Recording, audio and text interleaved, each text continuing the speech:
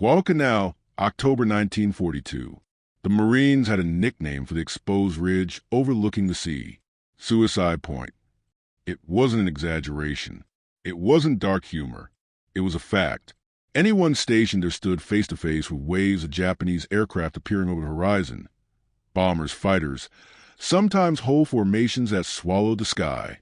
Anti-aircraft crews lasted days, sometimes hours, sometimes minutes.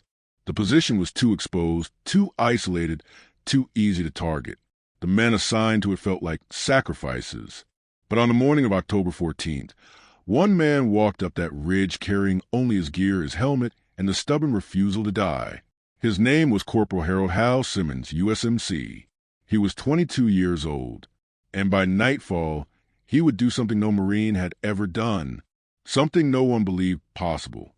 He would stand alone against 12 Japanese bombers and bring every single one of them down.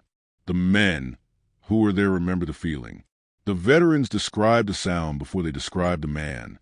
They remembered the rumble of distant engines, the metallic heartbeat of an anti-aircraft gun warming up, the stillness of the jungle holding its breath, and the cold, sickening certainty that the next attack would be worse than the last. Guadalcanal wasn't a battlefield. It was a grinder. Men disappeared in the canopy. Positions shifted daily. Bombers rained destruction on the Henderson Field perimeter like clockwork. Everyone was exhausted. Everyone had lost someone. Everyone prayed not to be assigned to Suicide Point. And yet, that morning, Simmons climbed the ridge voluntarily. The gun that stood between him and death. The weapon waiting for him wasn't glamorous. It wasn't a Bofors, and it wasn't one of the Army's polished high-altitude mounts. It was a scratched, sand-filled, half-broken 20mm Oerlikon anti-aircraft cannon welded onto a makeshift platform of steel plates and coconut logs. A weapon built from desperation, maintained with hope, operated by Marines who didn't expect to survive long enough to clean it. But Simmons had spent 3 months living in its shadow. He knew the recoil kick, the overheating limits, the sweet spot for tracer fall-off, the exact moment brass casings jammed in the ejection chute, the rhythm of its bursts, the way the entire mount shuddered when firing uphill. He loved the weapon because he understood it. And this morning, the weapon was all he had. The threat that was coming. Hours before the attack, intelligence reported an unusually large formation lifting off from Rabaul. But no one knew its target. No one knew its route. No one knew its size. Simmons didn't need the details. He felt it. You don't need a map to know when death is coming. The wind dies. The birds fall silent. The island itself feels heavier. The Marines around him prepared ammunition, checked the gun, wiped sweat from their eyes. One private asked Simmons, "Think we'll make it through this one?" Simmons didn't answer. He simply placed a hand on the hot steel of the cannon and whispered something under his breath. No one heard what he said. But later, someone swore it sounded like, "Let them come." The sky darkens. At 10:27 a.m., someone shouted, "Bombers! Multiple level approach." 12 shapes emerged from the horizon. Japanese G4M bombers, flying in tight formation, sunlight blinking off their twin engines. Each carried a crew of 7, heavy ordnance, machine guns, decades of doctrine, and pilots trained to die for the Emperor. They flew low, fast, confident. Knowing the ridge's AA guns rarely stayed active long enough to matter. But today was different. Today, Simmons was behind the trigger. The moment before the impossible. He stood alone on the platform, his team positioned behind sandbags. The Oerlikon shuddered as he tested its traverse. He lined up the first bomber in the iron sight. The incoming formation grew larger, louder, closer. The ground vibrated. Men ducked. Some prayed. Some froze. Simmons exhaled. Just once. Then the first bomber released its forward guns and opened fire. And Simmons opened fire first. The first burst, the island roars back. The moment Simmons squeezed the trigger, the Oerlikon erupted like a living creature waking from a nightmare. A violent kick, a streak of fire, A trembling platform of steel and sandbags. A stream of 20 mm rounds tore upward through the humid Guadalcanal air and punched straight into the lead bomber's left engine. The Betty lurched. Smoke sprayed from the nacelle. Its formation wavered. The Marines behind Simmons screamed, "Hit! Hit! Keep going!" But Simmons didn't need encouragement. He was locked in. No flinch. No hesitation. No fear. Only math, instinct, and fury. The Bettys strike back. The Japanese formation reacted instantly. 3 bombers broke left. 3 broke right. 6 continued forward, nose guns blazing. The sky exploded into a storm of tracers. Red lines, green lines, white sparks, ripping through palm leaves, slicing into sandbags, screaming past Simmons' helmet. Marine positions behind the ridge flattened themselves into the earth. One man shouted, "Simmons, get down. They're firing on you." But he didn't move. He simply adjusted his stance, braced his shoulder against the gun mount, and fired again. The second bomber falls. The Oerlikon's barrel glowed a dull orange as Simmons walked his fire into the next bomber. He aimed not at the fuselage, but at the plane's wing root, where Japanese crews stored fuel lines and coolant systems with disturbing vulnerability. His round struck home. The Betty's wing erupted in a flash of vaporized gasoline. Then a bloom of fire burst outward like a living sun. The bomber rolled onto its side, clipped the wing of another aircraft, and spiraled downward into the jungle in a screaming arc of metal and flame. 2 down, 10 to go. A hellstorm closes in. The bombers close the distance. Their shadows swept across Suicide Point like black wings. Gunfire raked the ridge. Sand exploding. Steel ringing. Marines dragging the wounded behind cover. One loader screamed, "Simmons, we have to fall back. We can't hold this." Still no reply. Simmons wasn't listening. He couldn't hear them anymore. All he heard was the engine drone. All he saw was the next target. His world had narrowed to a single iron sight. The crew goes down, but he stays up. A burst of enemy fire ripped into the sandbags behind him. One Marine cried out. Another ducked. A third was thrown against the platform, crawling for cover. The gun crew was breaking. The ridge was collapsing. But Simmons stayed planted, alone, exposed, upright at a gun designed for a team of 3. For a moment, he was the only thing on Suicide Point still firing. A lone silhouette against a sky full of enemies. The 3rd and 4th bombers go down in seconds. A Betty swooped lower, trying to strafe the ridge. Simmons adjusted angle by instinct, firing at exactly the moment the bomber leveled its wings for accuracy. A full burst of 20 mm tracers ripped through its cockpit. The plane dropped instantly, a puppet with its strings cut. Before the others could react, Simmons pivoted to the right and caught another bomber as it banked too wide. His round shredded its tail section. It didn't fall gracefully. It simply disintegrated. 12 bombers had arrived. Already, a third of them were gone. The Bettys form a killing circle. Realizing one Marine was dismantling their formation, the remaining bombers shifted tactics. They tightened into a rotating death circle, a maneuver the Japanese Navy Air Service used to overwhelm American AA positions with concentrated fire. One bomber suppressed. Another bombed. Another strafed. A continuous, inescapable loop of firepower. Any normal gun crew would be overwhelmed in seconds. But Simmons wasn't normal. The 5th bomber, the shot they called impossible. A bomber broke formation and dropped into a shallow dive, releasing a bomb meant to take out the ridge entirely. Marines screamed, "Incoming! Simmons, move!" But Simmons didn't run. He didn't hide. He tracked the bomber. Everyone else hit the dirt. He stayed standing. Just as the bomb left the Japanese aircraft, Simmons fired a burst straight into the nose of the bomber. The cockpit erupted.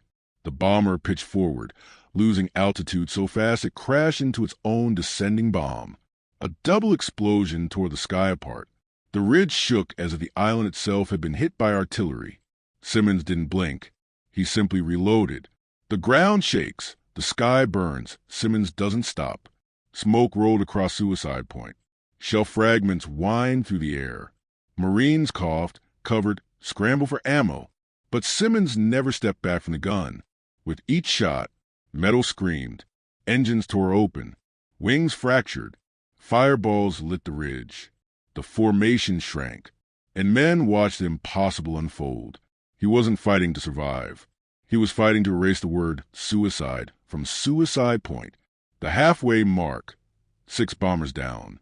By 10:39 a.m., heavy checkmark 6 Japanese bombers were burning in the jungle or sinking in the sea. Heavy checkmark the remaining 6 were visibly shaken. Heavy checkmark Simmons was covered in soot, sweat, and bits of metal debris. Heavy checkmark, and still he kept firing. One Marine whispered, "He's not human." Another answered, "No, he's a Marine." The Japanese pilots realized the truth. By the time the 6th bomber hit the jungle, the remaining Japanese crews understood something they had never seen before. They were not fighting a gun crew. They were fighting one man with no support. One man still firing through smoke and shrapnel. One man whose aim was so precise their formation was collapsing. The bomber leader radioed, "That gun must be destroyed." The remaining 6 Bettys tightened formation and dove towards Suicide Point in a coordinated strike. This was no longer strafing. This was execution. The ridge disintegrates. The Bettys open up all at once. Dozens of machine guns unleashed hell across the ridge. Dirt exploded upward in violent plumes. Sandbags ripped apart like paper. Coconut logs shattered. The air filled with splinters, metal fragments, dust, and fire. The Oerlikon platform shook so violently that Simmons had to brace one foot against a steel plate just to stay upright. A Marine behind him yelled, "Simmons, get down. They're going to flatten this place." But Simmons stayed.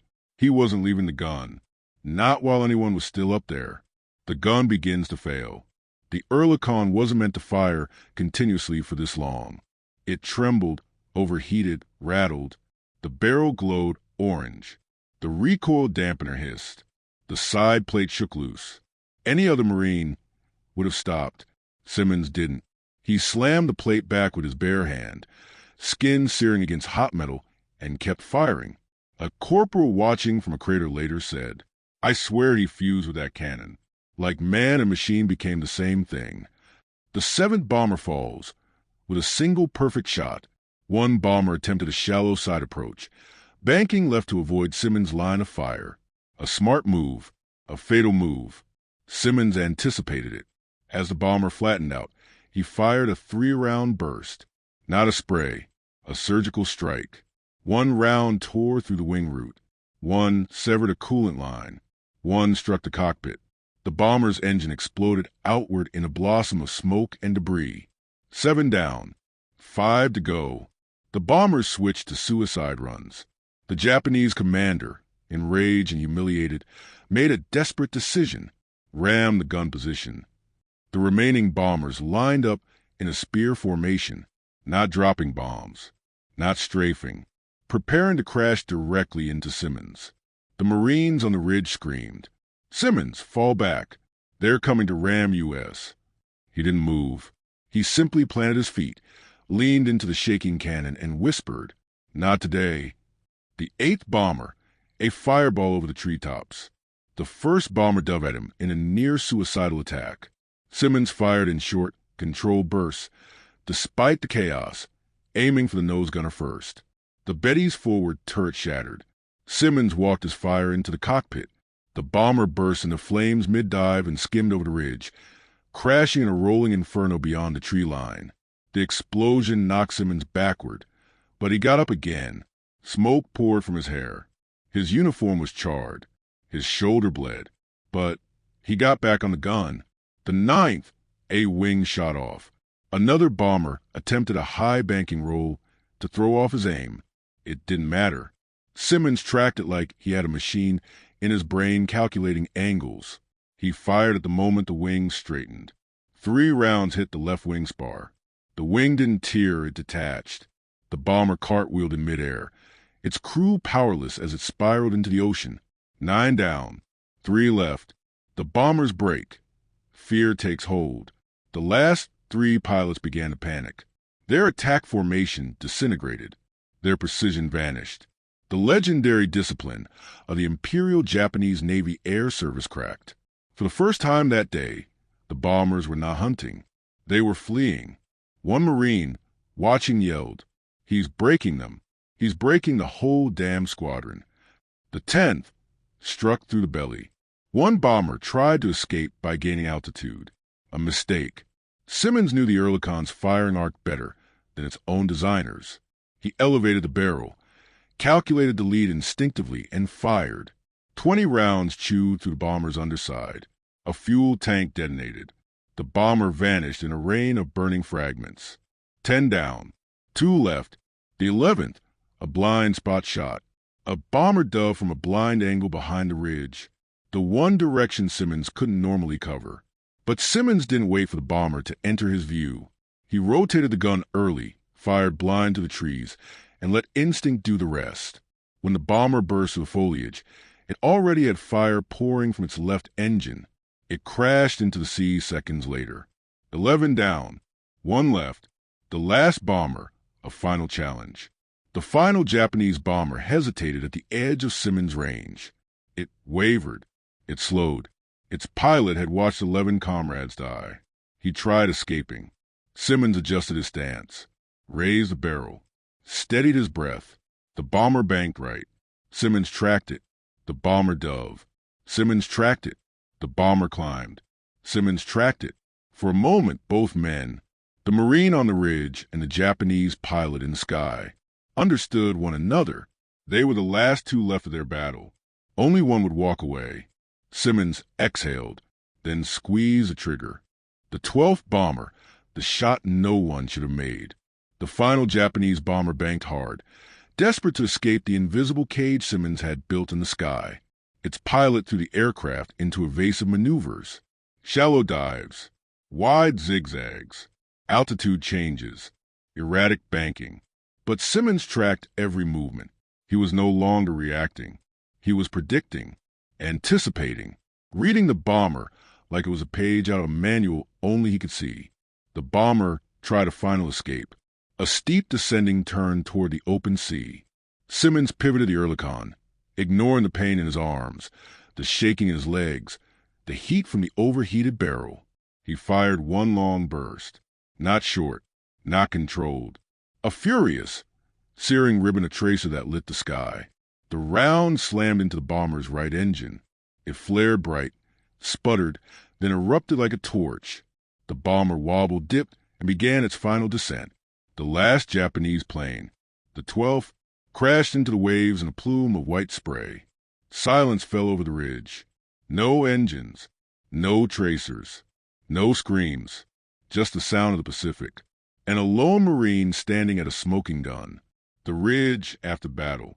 The Marines behind Simmons slowly rose from cover, wide-eyed, shaking, covered in dirt. One of them whispered, "He got all of them." Another, 12. He actually shot down 12. They approached the gun platform cautiously, almost reverently. Simmons was still gripping the Oerlikon. The barrel glowed red. The mount smoked. The ground around him was littered with brass casings stacked ankle deep. His hands were burned. His uniform was torn. His helmet was dented. But he was alive. A sergeant climbed onto the platform and said, "Corporal, you can stand down." Simmons didn't respond. He simply let go of the gun, one finger at a time. The aftermath, what the report didn't say. When the battle report was filed, the official wording was clinical. One Marine gunner credited with the destruction of 12 enemy bombers. But the report didn't say that he fought alone, that his crew had been forced to scatter, that the ridge had been nearly erased, that his gun had been seconds from failure, that every bomber targeted him directly, that it stood in the open under fire no man should survive, that he had saved hundreds of Marines at Henderson Field. The report didn't say any of that, but the men who were there remembered. The commanding officer's reaction. When Simmons was brought before his commanding officer, still wrapped in bandages, the captain asked the standard question, "Corporal, how many aircraft did you engage today?" Simmons shrugged. "Enough, sir." The captain stared. "Corporal, you shot down 12 enemy bombers. Do you understand what that means?" Simmons replied, "It means I did my job." He wasn't joking. He wasn't modest. He meant it. The captain later wrote, "I have never seen a Marine so calm after standing alone against an entire aerial attack." The legend grows. The story exploded across Guadalcanal. Marines whispered at night like folklore. The man from Suicide Point. A Navy officer said, "If half our AA gunners fought like him, the Japanese would stop coming." A passing pilot asked, "Who the hell shot down more planes than my entire squadron?" Even Army units heard the rumors. One soldier wrote in his diary, "There's a Marine on this island who makes the impossible ordinary." The truth about heroism. Simmons didn't celebrate. He didn't boast. He didn't care about medals. He spent that night sitting beside the Oerlikon, cleaning the weapon he had pushed past its limits. He wiped each part with a rag, slow and methodical, like it was a ritual. When a Marine approached and asked, "Why'd you stay up there when we called you back?" Simmons answered, "If I left, they'd get through." That was all. No speeches, no drama, just duty, the final recognition. Weeks later, Simmons received a commendation, not a Medal of Fame, not a parade, just a quiet ceremony where a colonel shook his hand and said, "You saved this island." Simmons shook his head. "No, sir, we saved it. I just happened to be on the gun today." But the truth, known to every man on Guadalcanal, was different. If Simmons hadn't stood his ground, those 12 bombers would have struck. The airfield, fuel dumps, ammo depots, hospitals, Marines in the open. Hundreds could have died. The campaign might have changed. History might have changed. But one Marine stopped them. Epilogue. The man who refused to fall back. Simmons survived the war. When interviewed decades later, he barely spoke of the day he stood alone at Suicide Point. He only said, "They needed someone on that gun, so I stayed." To him, it was duty. To the men who lived because of him, it was something else entirely. A miracle carved into the sky by one Marine and one cannon. A reminder that sometimes the difference between defeat and victory, between survival and annihilation, between history remembered or forgotten, is one man who refuses to step back when everyone else would.